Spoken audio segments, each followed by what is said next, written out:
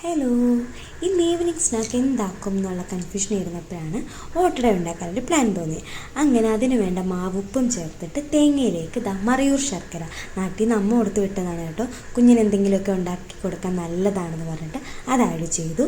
പിന്നെ ഫ്ലേവറിന് വേണ്ടിയിട്ട് കുറച്ച് ജീരകം പൊടിച്ചതും പിന്നെ ജസ്റ്റ് ഒരേലക്ക ചതച്ചതും ഞാൻ അതിലേക്ക് ആഡ് ചെയ്തു. എന്നിട്ട് ഈ തേങ്ങാക്കൂട്ട് നല്ലോണം കൈകൊണ്ട് ഇതുപോലെ മിക്സ് ചെയ്തു.